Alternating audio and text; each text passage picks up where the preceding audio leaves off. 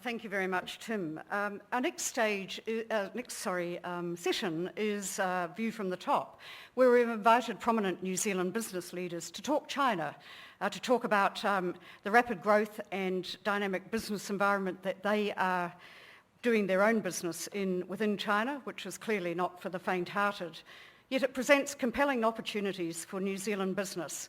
Our question is to our speakers today, Christopher Luxon, Chief Executive of Air New Zealand and also Chair of the Prime Minister's Business Advisory Council, Don Braid, Managing Director of Mainfreight, and Bruce Cameron, Chair of Zespri, is what strategies are they using to gain and grow their company's own footholds in an exceedingly competitive market which is rapidly changing?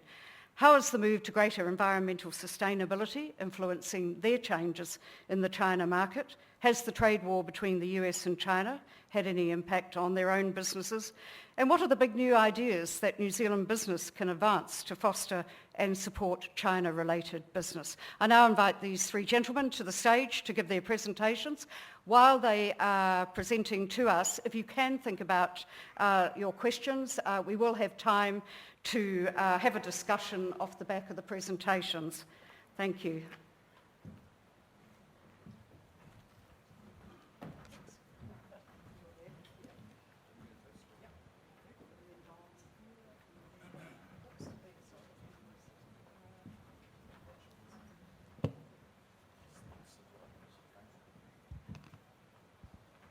I'd now like to invite Christopher Luxon to present to us on the development of Air New Zealand's business in China, the wins and the losses, and what he wants to see in the future to make that an absolutely thriving business. Thank you. Well, Atamarie, ni hao, kia ora, good morning everyone. It is a real pleasure to be here and particularly to be able to share our insights around how we've found our journey in China and what we're doing, I guess, to maximise how we build premium tourism and premium trade with China. For those of you who don't know, we've actually been flying to China since 2006. We've actually been there now for 13 years and it's been an incredible journey for us. We've actually been, over that period of time, several things have happened. We've actually built China into New Zealand's second largest visitor market. It's our country's fastest source of tourism, and it's our most valuable in terms of spend here in the tourism market. But I have to say it hasn't been very easy. It's been an incredibly difficult place to do business. And I have to say 4 years ago, we actually formed a strategic alliance with our good friends at Air China, and we formed what we call a revenue share alliance. And it was quite a creative way for us to try and bring more stability and more scale to our business, whereby we take the shared revenues that Air China have flying between Auckland and Beijing, the revenues that we create flying between Auckland and Shanghai, we put it all together, split it between us, but we use each other's sales forces as to drive points of distribution in the home markets and the markets that we're not present in. But even with all of that, it's been an incredibly difficult journey. And I'd say China probably represents no more than 5% of our total business or our flying that takes place. I have to say I think China views aviation and its national airlines as a tool of the state, and its home carriers have very different operating practices and principles and motivations to ours. I don't think it's fundamentally a level playing field and the competition is asymmetric, and I think that's something that we as New Zealand businesses should be evolving our conversation to today as we start to think about that. We compete with large-scaled, state-backed airlines who make losses flying here to New Zealand, and they have free and unfettered access to airports here. Whereas we have an infinitely smaller business, we're not subsidised by the state, and we continue to face their major trade and growth impediments and constraints when we actually show up in China, meaning we can't get access to the slots at airports that we desperately want to do to be able to grow our business. So I reckon, despite having been in China for 13 years, I think the cumulative losses of Air New Zealand in China would be well in excess of $100 million. And when you think about that, the choice of where do you put mobile assets like aircraft, we can deploy those aircraft into the US, particularly places like Chicago and Houston, with less constraints, less investment, and become profitable immediately as we think about that. So with all of that sort of doom and gloom, it's a question of, right, how do we take a step back and actually think about why we believe fundamentally in China and why we think strategically it stays really important to Air New Zealand, often when it would be the easiest thing for us to exit the market. No doubt you will have seen some of the headlines that are existing around the place saying that China growth has slowed within China, and it's not the same sort of double-digit growth that we've actually seen over the last 5 years. But we're actually fundamentally not worried about that. We expect volatility from our emerging markets and from China, and we fundamentally think the fundamentals are quite strong. And let me give you some compelling numbers just to give you a feel for why we want to be there for the long-run growth opportunity that it represents. Tourism New Zealand data shows that there's currently 48 million people currently actively considering a trip to New Zealand.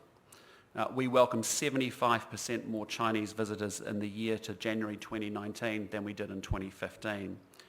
And in the year to February 2019, Chinese visitor spending rose to an incredible $1.7 billion, which was up 14% on the previous year.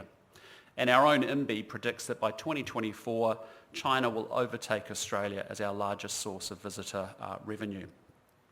Also over this period, there's been quite a big shift in the visitor profile we've moved to independent Chinese travellers who stay longer, explore New Zealand more widely, and are infinitely more valuable to our country and to the economy. And the airline also, which is helping our profitability, than what was before, which was actually low-value, short-stay shopping package tours. Air New Zealand's been driving that shift. We actually had to retool our whole business 5 years ago, remove the set of suppliers and distributors that we worked with, and actually really focus our marketing and our distribution on two targets. Wealthy 30-year-old couples who we sell New Zealand as the most romantic destination on earth. You don't know how lucky you are. It's Valentine's Day every day in New Zealand, according to our marketing efforts in China. And the second thing I'd say is that reaching out to families who are free and independent travellers who can come with the grandparents, the parents, and the children and actually spend time in New Zealand.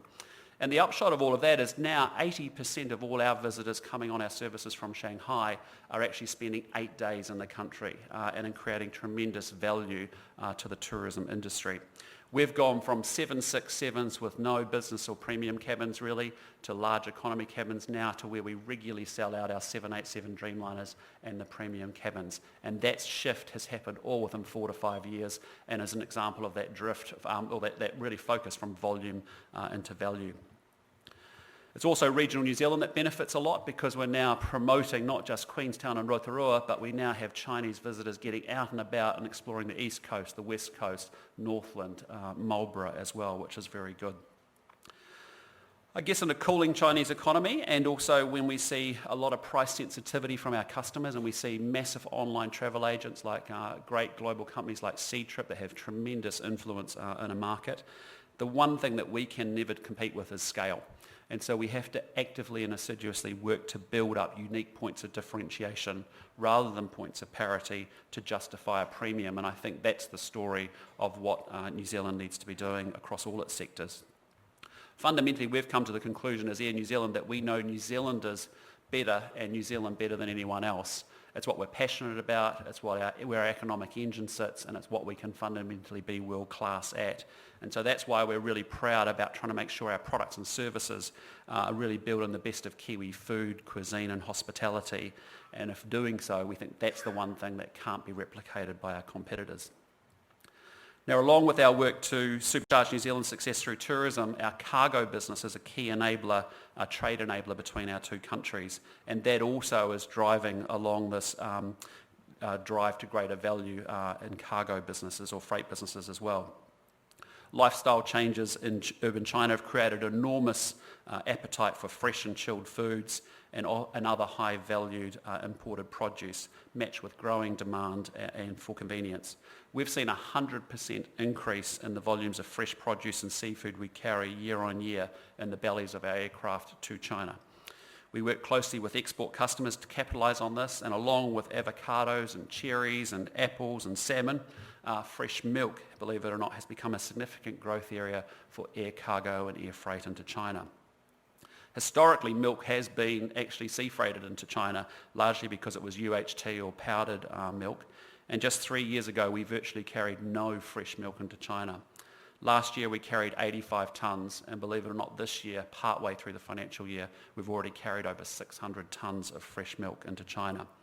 And it means that we're working with people like New Zealand Milk NZ, who are a Chinese-owned company, who actually sell their products through Alibaba's Hema stores, which is a traditional bricks and mortar store mixed with online shopping. And I don't know whether all of you have seen that, but it is without doubt the future of retail. And we recently took our board through Hema stores just to get their heads around what's happening in retail. Sorry. If I can move to sustainable tourism, the urban middle class is New Zealand's primary tourism target and audience. That's who we're after. And these are people who are based in China's big cities. They're educated, they're digitally savvy professionals, and they've started to see China really accelerate and articulate progress on environmental goals. And I think you just have to go to Shenzhen to see the big focus and the big drive on converting combustion engine cars into electric cars to get a sense of that. Our vision ultimately is that we want tourism to create positive benefit for all New Zealanders by driving high value economic growth for the airline and for the country, while also delivering an outstanding visitor and community experience and protecting our environment. But the bottom line is New Zealand's environmental credibility is an enormous asset in China, but frankly, we have to be a bit realistic about its limitations too. Because New Zealand's not the only place on earth with beautiful glaciers and forests and volcanoes. You can go to Japan and climb mountains and bungee jump there, and it's much closer to China than Aotearoa. So I think what truly sets us apart is in fact what some of the conversation's been about already this morning, is uniquely our culture, and it's Aotearoa's story as told by tangata whenua. We're already seeing some really good work in that space. If I look at the work of Ngāi Tahu, working with its tourism assets like Shot Over Jet, building in Māori culture into that whole experience. So it's not just a jet boat ride that can be done in Canada or that can be done anywhere else. It can be done here in New Zealand, and uniquely so in New Zealand. We're working, for example, with Ngāti Porou on making sure we can bring regional produce and build tourism product in Gisborne Tairāwhiti in quite a unique way. And I've actually seen Māori leaders like Peter Sharples or Panya Tyson Nathan up close in China and really actually connecting better than non-Māori New Zealanders in China. And I think they have a much better understanding of how to view, how to build genuinely deep relationships. And I think there's a lot for us to learn from those New Zealanders as we think about expanding our businesses and deepening our relationship. As the Prime Minister said, certainly our relationship with China is certainly evolving, as it has continued to do since we were the first country to recognise the People's Republic of China in 1972. And it's built to a modern economic relationship approaching almost 50 years. And while we're entering a new phase, the environment has always been dynamic. It's always changing, and it's never without risk. China is a major superpower in the Pacific, and it is entitled to think strategically about its neighbourhood, just as the US has done for over a century.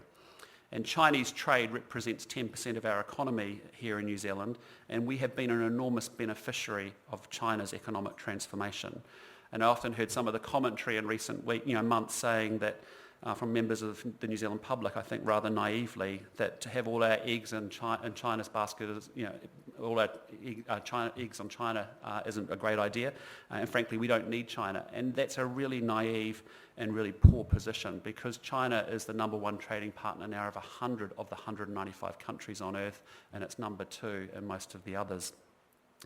However, I think New Zealand's and China's relationship will strengthen if we're actually able to trust one another and we can disagree without being disagreeable.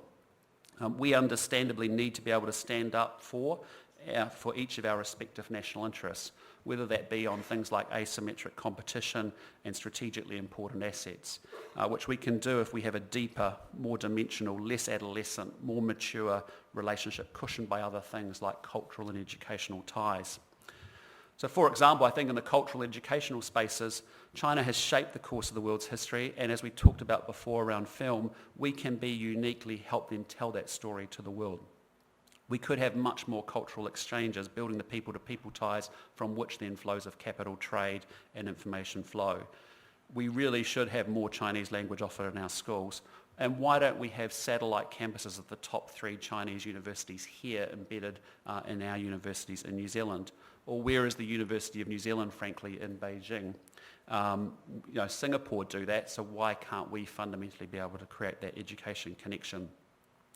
And as it's been already alluded to, our location actually opens up the possibility of strengthening our relationship and facilitating China's relationship with other fast-growing markets. Buenos Aires is further away from Beijing than London is from Auckland. And so at the moment, the fastest way for Chinese visitors to connect with South America is largely through Europe and North America. But if we could make that New Zealand, it's a 3-hour fastest journey. It's the fastest way to connect 2 sub-regions of the world that are growing tremendously quickly. An airline like us, I think, could take advantage of that because we have hub and spoke both into China and into Argentina and into South America. And that proposed Southern Link aligns really nicely to the Belt and Road Initiative. And unlike other Belt and Road initiatives, it has very little new physical infrastructure being required. There are some obstacles. We obviously want to be able to double our business into China, and for that we need more access to slots at airports in China to be able to make that connection, because right now there is a 12-hour layover between South America and China while you wait in New Zealand for those flights to connect. There's more work to do around our visa policy. Unlike China, where you can transit visa-free through 19 different cities for between 24 and 144 hours, New Zealand's visa requirements for transiting Chinese customers are much more onerous.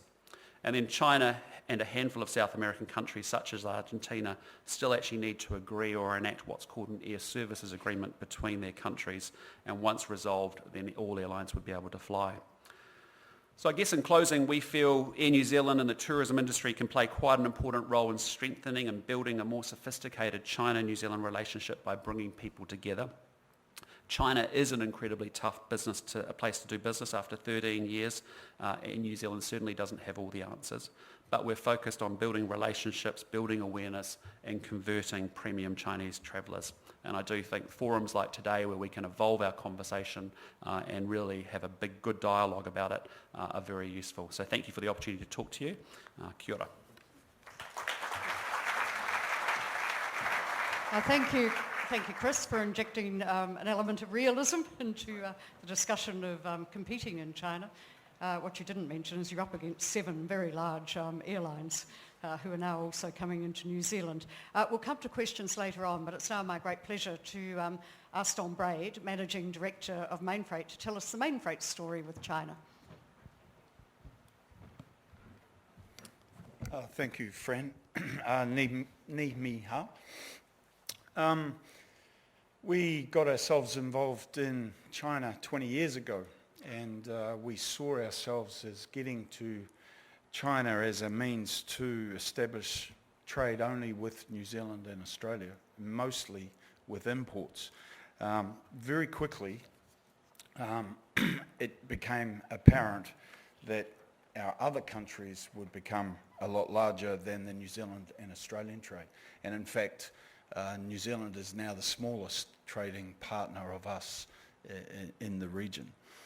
So we established a small partnership with our agent, and over that time we established increasing shareholding until such time 2004, 2005, we'd built trust and integrity, and we now own the business 100%. Unlike Christopher, we've made a profit from day one, I might add. We have 9 branches in China and 4 sales offices, 384 team members, and about 140 million of revenue. In the scheme of things of the New Zealand business, of the global business of Mainfreight, of 3 billion in trade, it is still one of our smallest regions, and growth last year will be close to 30%. I think one of the mistakes we made was that we put an Australian in charge, and I'm serious about that. Today, I suppose we could have made a bigger mistake and put an American in charge, but the reality is we now have a local team heading in the direction, and growth has been large since they've been involved. We'll do nearly 95,000 containers this year, and about 18.5 million kilos of air freight. I might add, and further to the Prime Minister's comments about cooperating, had we not got the support of Air New Zealand in country, we could not have got off the ground in terms of air freight space. So that cooperation of New Zealand companies working together is really, really important in the China market. Our trade routes that we get ourselves involved in are China, New Zealand, China, China, Australia, China, and just again on the back of Chris's comments, the amount of fresh milk moving from Australia to China is on the increase, and in fact is larger than the percentage increase that came from here. So there is competition from lots of other countries with those same products. China, USA, China, and of course the trade embargoes has changed a little bit of that trade, and having just come back from the US, it's not as much in the minds of those importers in America as what the media would lead you to believe. China, Europe, which is our newest market and developing quickly, and more importantly is the intra-Asia trade. So the amount of trade from Southeast Asia into China and from China into Southeast Asia. In terms of Belt and Road initiatives, as we've already seen and heard, it's not just physical, it's economical, it's political, and it's multi-country. And as you can see on that slide, the number of countries that are involved in terms of the physical infrastructure will involve an enormous amount of trade. It does open Europe and Asia to China. Less reliance on the maritime solution, although having had high-level discussions with two major shipping lines in the last month, one in France and one in Scandinavia, you may well guess who they are, they do not see the Belt and Road as a threat to trade for the sea freight operations that are currently trading out of China. However, you can see the amount of opportunity in Belt and Road, and it takes away the reliance on the North American trade. In terms of the physical rail initiatives that are currently existing because of Belt and Road, the number of trains that are moving, 3 to 5 trains per day. It's about 4 to 6 times the cost of ocean freight, but 4 to 5 times less than air freight. Transit times, and that's the key, Shenzhen to Hamburg, 17 to 18 days, and a freight transit in terms of ocean terms of 28 to 30 days. That means less inventory is travelling and is in store quickly. In terms of our usage, we've been using it from day one, and whilst not large by the scale of what's available, it is a key component of our logistics connection to Europe out of China. In terms of another area which hasn't been spoken about, I think, today, is the Greater Bay Initiative. And whilst Hong Kong has had a part to play in our trade either into or out of China over the early years, this area of development connecting Hong Kong to those southern provinces is substantial and will become a rather large part of trade to and from, particularly for New Zealand and Australia, but also for the rest of the world.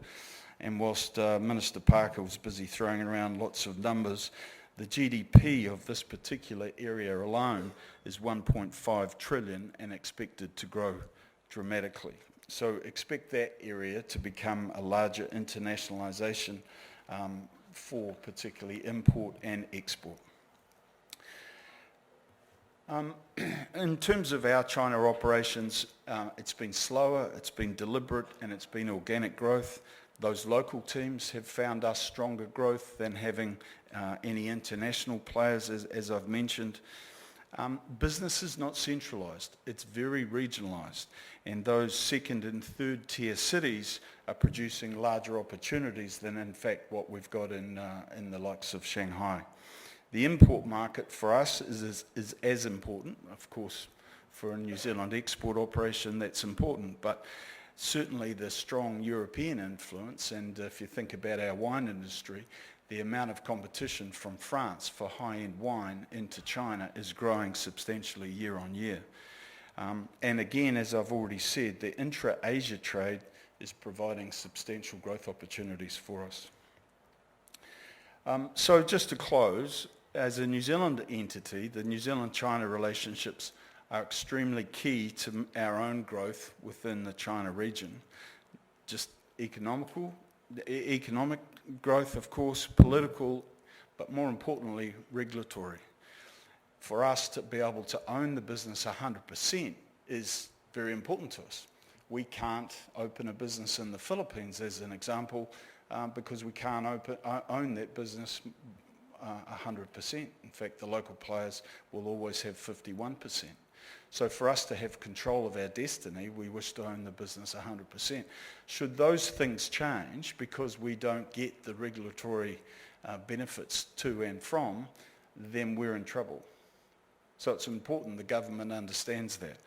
I think also it's important for the government to understand that one visit per year is enough to maintain face. I don't think so.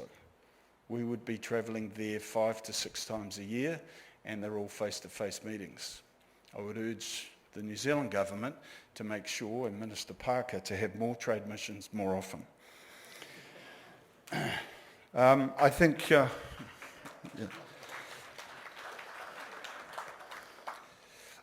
being established in the Chinese economy provides more opportunities than just export volume.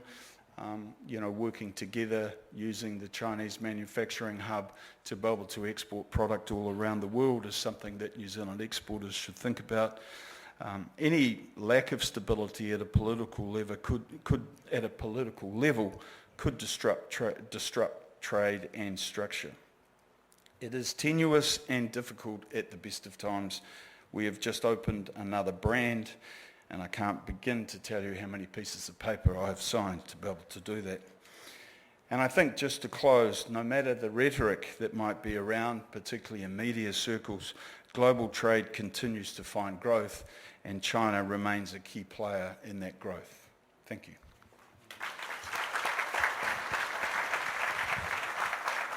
Thank you, Don, and we'll pick up on some of those points you raised when we get to the discussion. It's now my great pleasure to introduce Bruce Cameron, newly established, I guess, chair of Zespri, though he did tell me on David Parker's mission that he had played wingman to his predecessor quite a bit before. So anyway, lovely to have you to address us.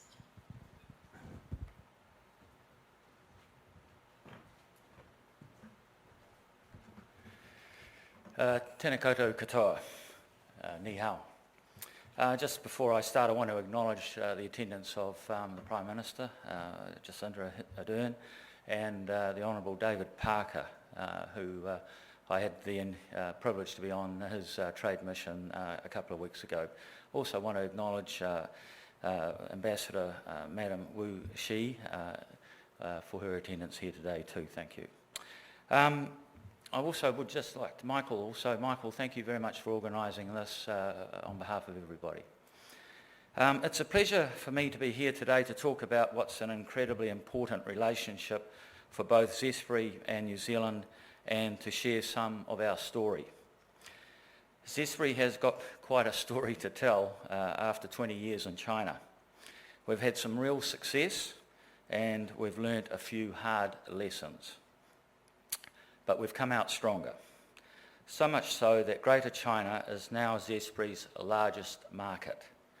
When Zespri first launched, our sales to China were just under 2% of our total sales. 10 years later, there was just under 5%. Now last year, China accounted for just over 20% of our global sales, earning some $600 million that we were able to bring back here to New Zealand. We're one of the largest fruit brands in China, and we're on track to double sales in China by 2025. To put that in a broader context, the overall Chinese fruit market is about the size of the New Zealand economy. it is growing at a rate of 6 to 7%. Imported fruit's share of that is growing much faster, closer to 30 cents per annum. So things are looking very positive. But it's taken us many years and more than a few hard knocks to get there. So we don't take anything for granted, and we're constantly trying to learn and do better. Today there are 3 things I'd like to share with you about working in China and from Zespri's experience there and my own. The first is strategy, having a good one and being able to adapt quickly. Second is the importance of people, having the right people and the right relationships, and most importantly, investing in them. Lastly is risk, being ready to deal with the inevitable issues and taking on only as much risk as you're comfortable with. Because the opportunities in China are immense, but so is the risk. One of the big changes in my 9 years on the Zespri board is we've become more confident in implementing our strategy, which has evolved over time. We became importer of record in 2016 and now supply some of our own accounts, whereas before we used to hand over the ownership of all the fruit at the port. Now nearly 1/5 of our China business is direct to retail, to our 5 key accounts. We support them with packing, quality checking and repacking services, as well as the promotional point-to-sale support we provide to our retailers. This means that we can match the fruit in our inventory to what our customers want in real time, which also means lower fruit loss and more value for our New Zealand grower owners. This strategy also gets us closer to consumers, something which has seen us working alongside the e-commerce giants Alibaba and JD.com. We also invest heavily in making sure the new kiwi fruit varieties we're developing here in New Zealand appeal to our Chinese consumers. And we are understanding more about what they want and how our fruit can add to their lives.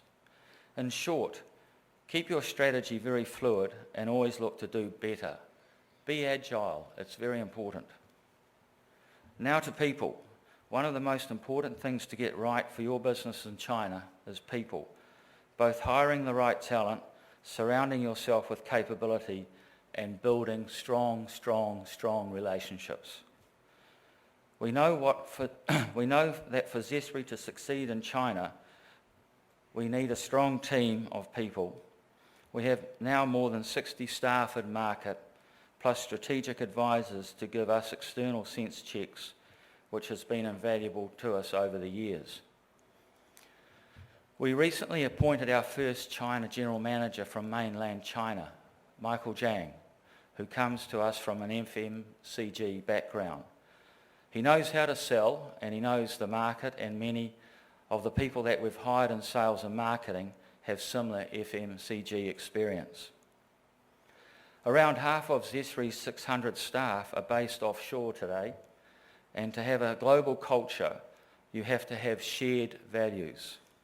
As a company, you have to invest in defining your own values and culture and bringing it to life in all your offices. Chinese culture is different from ourselves, and we've found that having strong shared values helps staff really understand what our company is about and best represent us and our brand to what they do.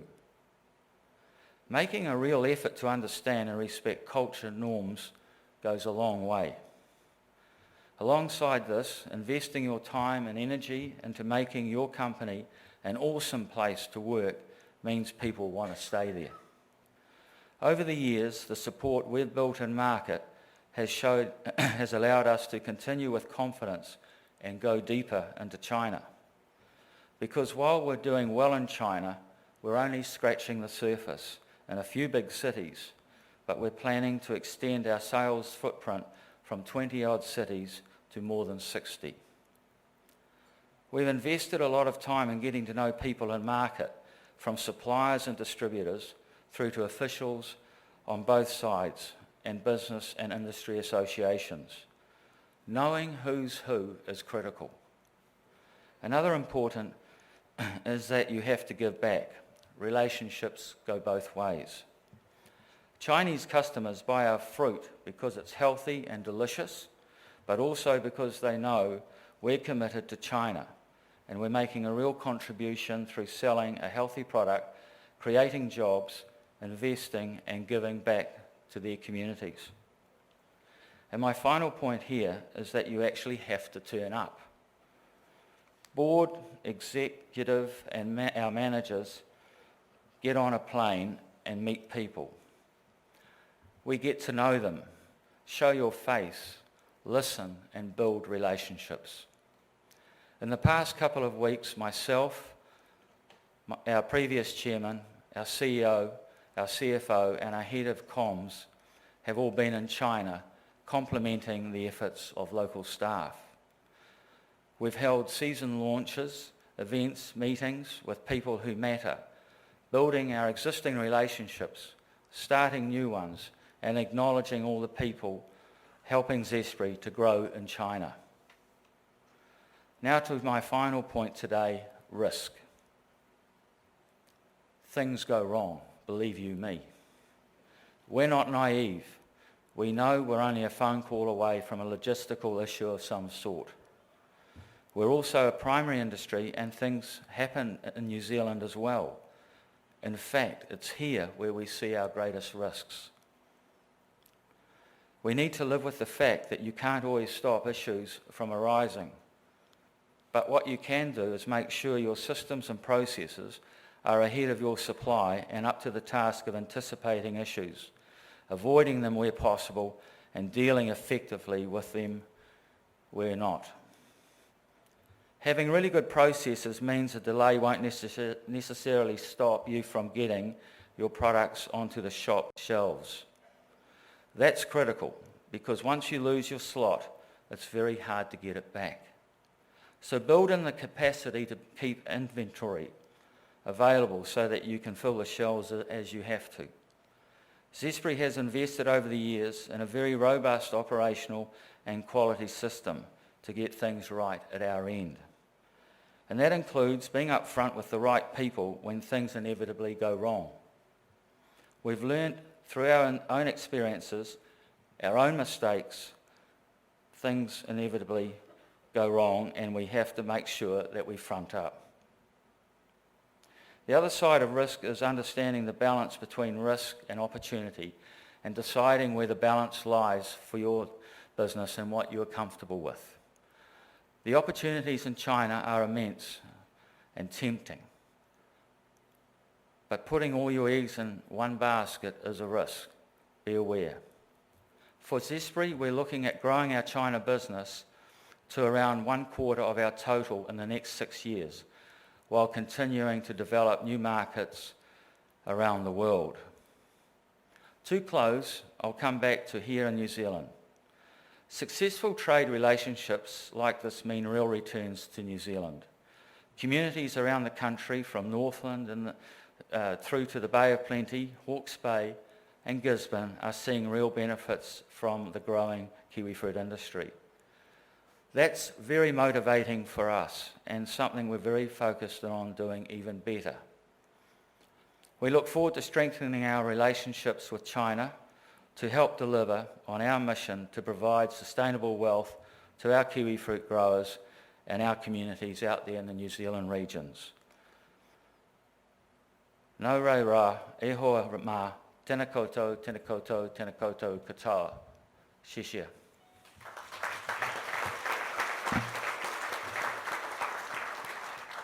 Thank you.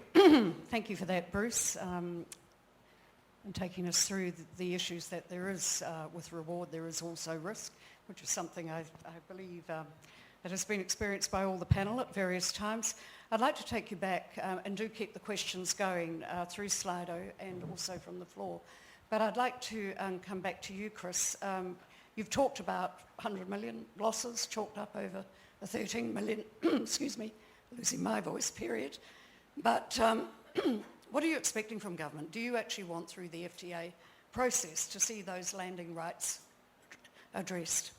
Yeah, so I mean, if I just back up a little bit, the Air New Zealand story, and apologies if I was sounding a bit depressed about it all, I didn't mean it to be that way, but in many ways it was a classic Kiwi story, right? We sat here in 2006, said the Beijing Olympics are coming, China's a big market, we better go in, let's go off and do that. No strategy. We appointed 6 general managers, I think, from New Zealand over that time who went up from New Zealand, stabbed around, gave it a good Kiwi enthusiastic go, and as a result actually didn't convert or actually build a very successful business. Flew to Beijing twice a week, flew to Shanghai 3 times a week, didn't build any sales presence. A lot of what Bruce has just talked about were mistakes that we made over that period of time. So it wasn't until 5-6 years ago when we reset the strategy and actually said, righto, we actually can find a way to compete, but we have to not be in a scaled volume business, we have to be in a really high value sort of business. So I think our story is quite interesting. In my past life I worked at Unilever for 18 years, and I remember in China we were there 20 years before we got profitable. But a lot of it, I would argue, was unforced errors and naivety from us as New Zealanders, and I see a lot of that in New Zealand business in China in general. Zespri is the standout story, but the reality is you could add up a lot of our big brands, and frankly Dove soap's bigger in New Zealand than a lot of our sort of efforts up there, if I'm really honest. So from our point of view, that's our story, and some of that's unforced errors, or a lot of it's unforced errors, I believe, from Air New Zealand's behalf and our learning over that 13-year period. But we are in a place where I think there is asymmetric competition, and as we talk about a maturing and a deepening of this relationship, these are the sorts of things that we should be able to move from an adolescent parent-child relationship to a true adult-to-adult one. And I think, you know, for us, it's realising, right, we're up against state-backed airlines. They are all there's one airline behind it all, one entity behind it all. They're just storefronts for different ports within China, but they're coordinated centrally. And so as a consequence, you know, we have now been going on for 4 years that we want to get consistent timings, and we want to be able to double our slots into Shanghai Airport. Why? So that we can actually unlock that strategy of that China through to South America piece. So it is something that the Prime Minister raised on her visit up there. It is something that I think, you know, we need to make sure that it's not asymmetric and it's a level playing field, and that there's equal opportunity for businesses like ours who actually are good citizens in China, doing the right thing by New Zealand, but actually want to grow our business and can't by virtue of these constraints.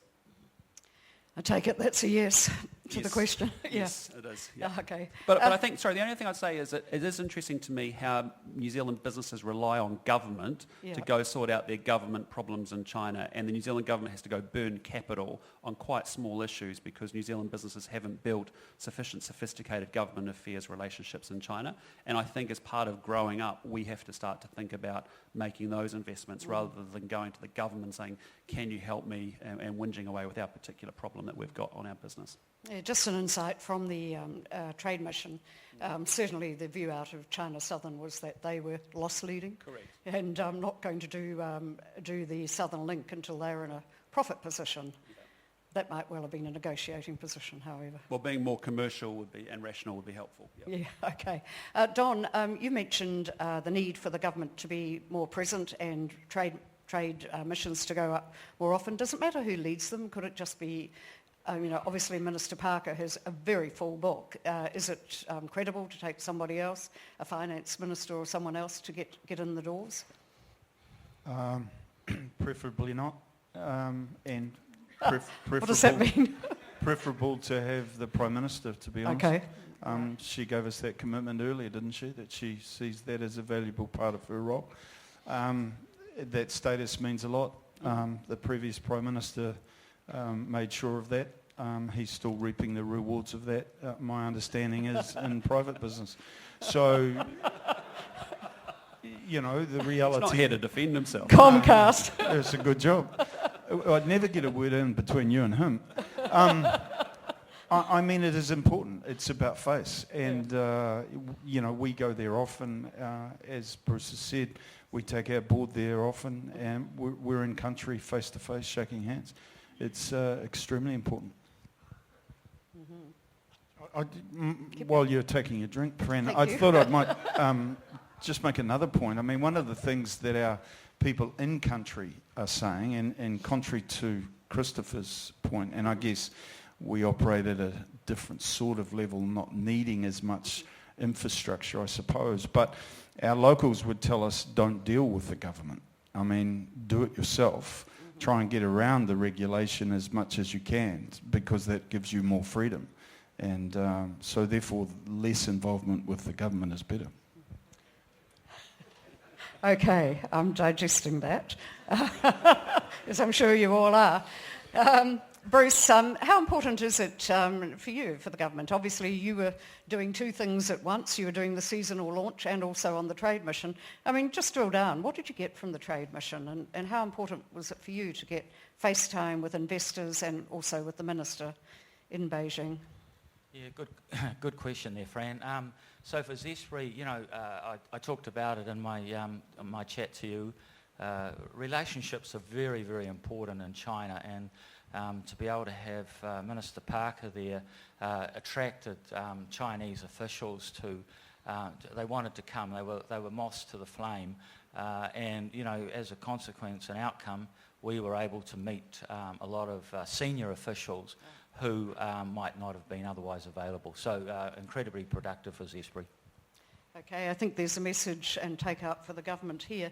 I'd like to just bring in the audience, if I could, with some questions here. First one probably to you, Chris, saying Air New Zealand did a great job to promote New Zealand as a luxurious destination, but based on China tourist feedback, hospitality and infrastructures are below average. What is the solution?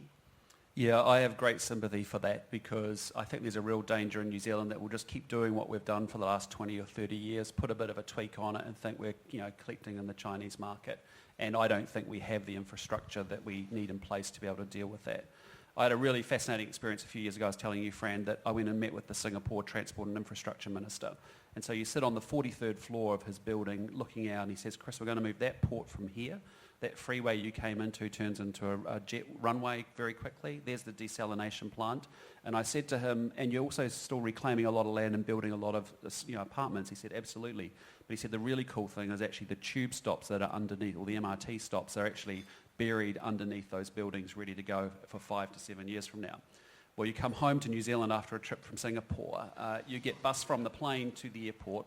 It takes you 63 minutes to get through it and up George Bolt Drive. You then arrive at Manukau Road at a motel that's probably costing you $400 a night. And there's a lot of cones out around the country, but there's not a lot of work being done. So, you know, it is a very different approach to infrastructure, and I do fundamentally think I do actually think that's a big issue for us. And so I do think, you know, the Chinese customers are without doubt the most discerning in the world, and they have evolved their interests and dramatically every year we see a massive change. So we need quality infrastructure, and we just can't be doing it sort of enthusiastically Kiwi, hokey, sort of mailing it in. It's got to be better than that. I might add, actually, I think it was McKinsey that suggested we take a visit to the Museum of Infrastructure in Shanghai. Probably wouldn't do any harm for people from Auckland Transport and maybe the government to visit that. I mean, they're planning 35 years out, and it's incredible as to where they think that infrastructure needs to be to cope with the growth. New Zealand could take a little bit of a leaf out of that. Good point. Just looking at the importance of sustainability, which has been mentioned a number of times, how important is this? And all three of you really, and how do you communicate this to customers? Maybe if you start here, Bruce. Yeah, that we're certainly noticing a big drive offshore in terms of sustainability. We've now in Europe, for example, we've got a couple of the largest supermarket chains there communicating to the likes of ourselves that plastics, so on and so forth, will be unwelcome in their supermarkets. So in Zespri we now have a sustainability team, and we're looking at all the new innovations around packaging that we can embrace and move on into the markets. We are not quite seeing that at the same pace in Asia yet, or China and North America, but we are absolutely aware that it is coming at us, Fran. Yeah. From our end, I mean, tourism's been a great win economically, but if we trash the social licence to operate and we just trash the environment, that's not a great sustainable place to be. So what's interesting is in the last year we introduced something, 6 tourism companies and Tourism New Zealand, called the Te Aki Promise. And it's this notion that there are rights and responsibilities of coming to visit us in New Zealand, that you just can't come and consume our infrastructure and really have a bad, and trash the place. There is actually it's a real pleasure to be here. It's a real privilege to be here. And as a result, we expect people to hold up their end of the deal by, and so we've laid out 6 principles, and it's really interesting. It's gone down very, very well with our visitors, I think. Yeah, Don, I mean, sustainability must also be at play when you're looking across the intra-Asia Belt and Road, which is now being developed. Yeah, it is. I think for sea freight, IMO 2020 is about the reduction of sulphur in shipping fuel. And in fact, it's led by Chinese ports. Okay. It will increase freight rates, and the shipping lines have made it clear that the customer will have to pay. And that's been led by those ports. One of the issues which came up this morning has been the Southern Initiative, this idea of linking between Asia, and again said by Madam Wu Shi, this big idea of linking through Asia, through New Zealand as a hub, and then on down to South America. I mean, this seems to have a certain amount of political heft from China's side behind it. So I'd just like you each to sort of just say how it could really benefit first airlines and tourism, perhaps looking through to opening up greater logistics through to Latin America, and also will it help with kiwi fruit exports? Well, I mean, we welcome any exposure that people have to enjoying a piece of our kiwi fruit. So whether they want to do that in China or here, we've got enough for you. I guess probably what's, if I could just digress a little bit, what's probably of also very interest to us is the Beltway project. We are now, we've got nearly 3,000 hectares of licensed growing kiwi fruit in Italy and France. And having access to China by shorter schedules, we see the Belt Road Initiative as one possibility that would help us move our Northern Hemisphere kiwi fruit around the globe. So I'd make that point. Thank you. Really? I know you want to say something. Yeah, I do, yeah. I think getting the Belt and Road Initiative into South America over Auckland will be important. As long as the Belt and Road Initiative isn't about infrastructure, and if you talk to some of those other countries that are involved in Belt and Road now for the European Asian development, there's not a lot of control for them over that infrastructure. So perhaps we need better investment in our infrastructure here anyway, but we need to have control over it. Yeah, and I think that's right. I think for us, I mean, we've got to be really honest with ourselves. We're 5 million people on 2 rocks in the South Pacific Ocean, pretty close to Antarctica, in a world of 195 countries and 7.6 billion people. So relevance for New Zealand is actually really important, and this is, I think, one of the ways in which we can have greater relevance and participate in joining up to emerging parts of the world. Obviously in air travel, I don't think it's infrastructure, it's not hard infrastructure heavy. I mean, in terms of, a lot of that infrastructure is existing. It could be dramatically improved, but I think our process will get us there. But I think it's all about relevance, and New Zealand only works as a country when we punch above our weight, and we're a little country, but there are other, how good do we want to be? And so I think these sorts of initiatives, we've got to step into the space and try and wrestle with it, name it, and then sort of ultimately resolve it. So we're really talking about connectivity, freight and logistics. Yeah, I think so. Yep. Mm-hmm. So the messaging around that, because there does appear to be a certain amount of reticence from some parts of government, namely New Zealand First, how would you convince them that this is a good thing? Don? It's about trade, yeah. And it's about recognising this 5 million people competing with 7 billion. We're small and things aren't equal, and we do have to punch above our weight, and that means the government needs to recognise the importance of trade. Mm-hmm. The comment I'd make is that, it's all very well to think globally, you've actually got to act globally. That's what I would say. You've got to act globally, and this is a part of being a part of a project that allows us to participate. We're up for it. Another question from the floor. The regulatory framework seems to remain a high barrier to full expandable business and trade with China. What's our margin of action without contradicting China's ambitions? Who would like to pick that up?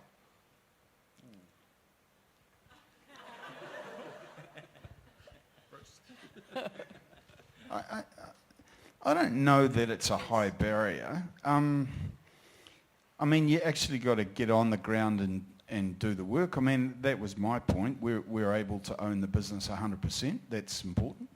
It's allowed us to control our destiny. Yeah, there's a lot of paperwork to be signed, but actually, if you just get on and be quite focused commercially, you know, they get that, and the regulatory framework is tough, but you can get around it. Yeah, I kind of agree with that. I think you know, the canvas by which we have to build and paint our businesses on is different in every market, and every market has its challenges. So yes, I've got a slots issue at Shanghai Airport, and I'd love, by virtue of the way the governments and countries talk to each other through formal air service agreements, I need some government support on that. But I have a range of regulatory issues or challenges all around, and I think, again, as New Zealand business, we just have to harden up and actually be better at dealing with all of this stuff, because we do a lot of whittering and whinging about why we can't quite convert, and it would have been good but for the regulation, and the government's the problem or whatever.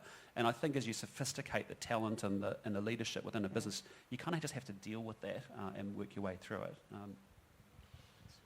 My comment probably would be that you know, New Zealand is well known for probably being the easiest place in the Western world to do business. I mean, for $150 you can go online and form a company.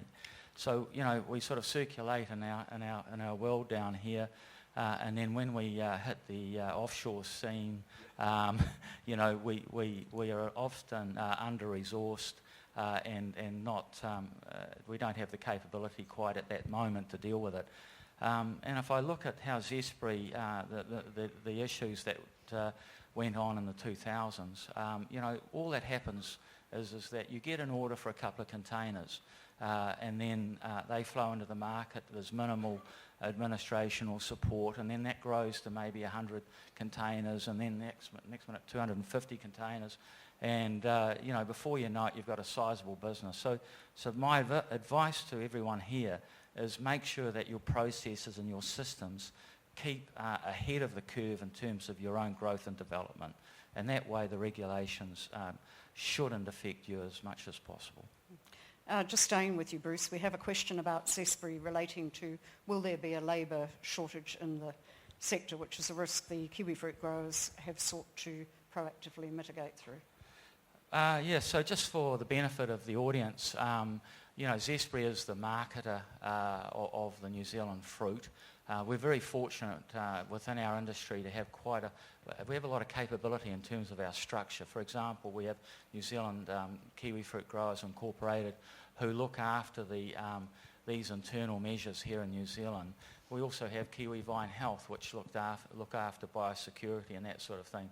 So what we've purposely done is set aside these critical areas into respective entities that are better resourced and have the capability to deal with it. So just to be brief, you know, we have KGI, our growers forum entity, they deal with it, and what they've recognised is that there is opportunity out there. We are now getting retirees coming out of these rest homes in Tauranga, and you know, they're in their 70s, but you know, they are assisting in pack houses.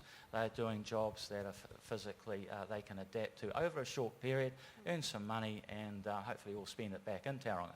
So you know, there's avenues of like that. I don't want to underscore the importance of it. We need 23,000 workers at the peak of our season, picking, harvesting and packing and transporting our fruit onto the wharves around the country. It's a very, very big threshold to get. So we are working hard at it. So anyone that's looking for a job, go and see Nikki Johnson out the back there, and she'll put you somewhere in the industry. You need robots, is what you need. You need more automation in that industry, right? Well, that's, and certainly, there's some investment going on there. And I think when we were on Minister Parker's visit to JD.com the other day, to see those drones and everything, but we are still some way from that side of life, unfortunately. A couple of questions here dealing with capital constraints. The first one from Michael Holloway, talking about the biggest constraint to public and private investment is available capital. Are we prepared to attract Chinese investment to fund infrastructure investment? I guess here it's probably a bit government related, but however, what is the private sector view on that? Should we be, for instance, be prepared to attract Chinese investment? Are there risks around it?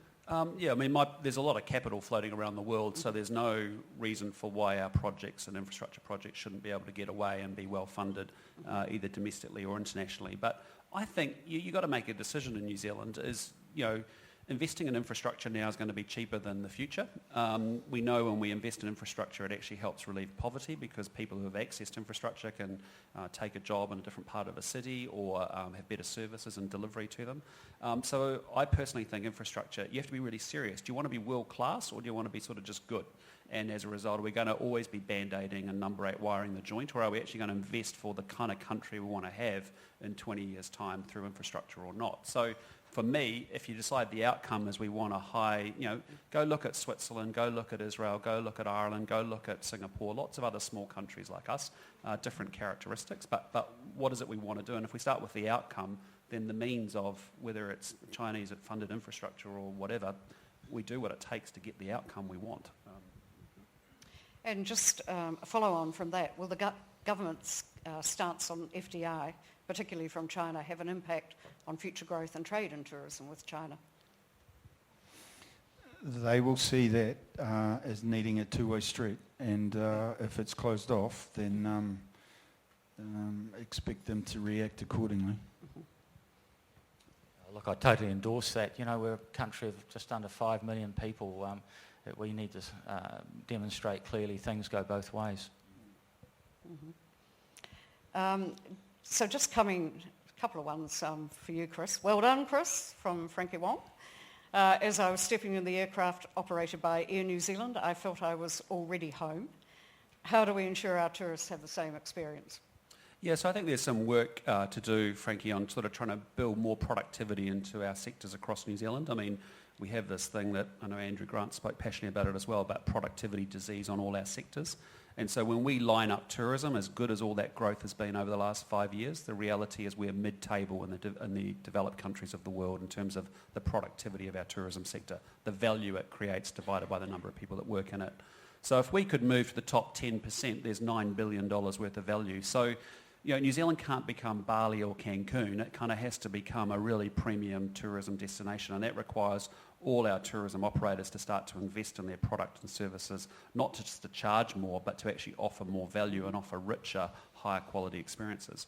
We have some good examples, Rotorua Canopy Tours, some great businesses started by young people doing driving great economic businesses, really good social enterprises. But frankly, we have a lot of other tourism experiences that haven't changed from when I was a little boy doing a 90-mile beach ride 30 years ago in Northland. That's the same experience. There's no cultural enrichment, there's no proposition or enough value in that needs to be improved upon. So I think, it is a call for all our tourism operators to step up and build more premium, richer experiences. Okay. Just for all of you, acknowledge another anonymous question, one of Michael Barnett's friends. Trade with China is important also for SMEs. How can they actively be supported by government to gain market shares while facing the same hurdles as the bigger multinational companies? So in other words, can you put a lens on small business, each of you? Well, I think there was good advice there before that they shouldn't be competing with each other, but rather together. And, again, Andrew was talking to us a long time ago about the wine industry trying to succeed in China. They were all busy selling their individual brands rather than the New Zealand brand of wine. And I think it doesn't matter what it is, work together and they'll have a louder voice. Yeah, I think, I probably just want to draw on the support that you actually do get here out of New Zealand. Zespri is out there and it's well supported and resourced by, 2,500 growers and respective support entities within that industry. But, we would never have had the opportunities we've had without NZTE and our good friends at MFAT. I just can't believe, how much resource and how open they are to being approached for different projects and different ideas. And I would really, really suggest that, if you're not doing that now with your respective companies, get on the blower and get on one of Chris's planes and get down to Wellington and meet those teams. Zespri would certainly not be where it is today without that support, Fran. Yeah, I'd have to endorse that. I can go back 15 years to the board meeting NZTE in Shenzhen, and they told us at that time they were looking after 6 New Zealand businesses. One of those was Fonterra and was Main Freight established in China, so they didn't know. Take that forward 15 years to today, they embrace all New Zealand exporters. MFAT are more active than they've ever been. And I suppose I'd just add, if any SME needs some support in China, please come and see us. Okay, look, I'm just going to take 3 final questions because I'm conscious that we have this fire alarm coming at 1 o'clock, so I really am going to want to make sure the next session is to time, so we might just bring it slightly forward. So first of all, if we can look at how can we leverage the local Chinese community's power to promote New Zealand as a destination. Talking here about word of mouth plays a significant role, but don't see many corporates use that. Any suggestions on that score? Yeah, I think that really starts with building more diverse and inclusive organisations, and I think that's a very fair challenge, which is that, and we're finding it at Air New Zealand, what we started with 7 years ago, largely male, largely technical skills, we're now building a much more diverse organisation, and every time we do that, and we've now formed our first, Caucasian network, which is a Kiwi Asian network, and that group is starting to channel the views and perspectives of the media, local media and local Chinese on the ground here. And I just think there's a lot more that we could do about that. We still look at it through a very New Zealand lens that's not diverse enough. Social media, Weibo, not Facebook. To Chris's point, we have a very diversified industry culturally. We have a large number of big and small Indian growers, for example. We now are seeing the Chinese investment in syndicates, and we have shareholders of different syndicates out of the UK and wider Asia. So, embracing that. And I'd also mention one thing we have done on an internal basis here in New Zealand. We have now formed a group called the Māori Growers Forum, and given what we're seeing as the rise of Māori agribusiness, we see them as being in the front row and one of our 4 pillars of how we intend to go forward into the global markets. There's also been there's also environmental sustainability has come increasingly to the fore with consumers with the tyranny of distance. Will this count against New Zealand in the longer term? Might be one for you, Chris, too. Yeah, I think it will. So I think you just can't use 100% pure as a marketing strapline. It actually has to have some functional proof points underneath it. And I think as a result, we've been big advocates of how do we ultimately live up to our commitments for a 1.5% kind of world. Now, businesses like Air New Zealand, I'd argue Fonterra, we have some real structural challenges. If I could turn on electric jet aircraft to fly you from Auckland to Shanghai tomorrow, I would.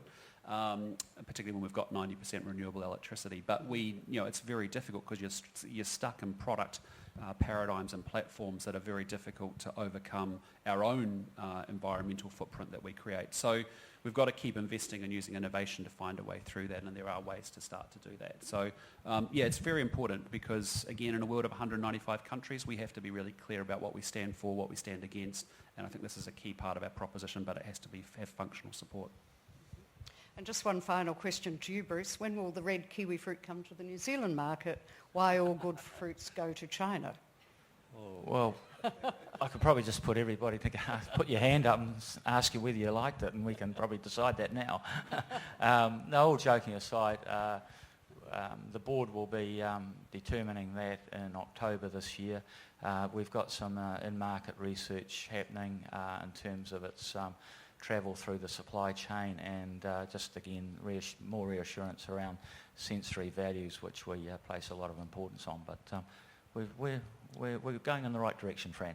Okay, I think there's a range of kiwi fruit in an orchard outside in the foyer for you all to enjoy over morning tea and networking, along with the ANZ coffee cart, which is probably what a lot of us are looking forward to right now. It's now my great pleasure to wrap this session, to thank our three panellists for giving of so much of their time, their thought, their strategies, and being very honest with us all. I think this was a very honest and robust discussion, which has set us up well for the rest of the day. So thank you very much.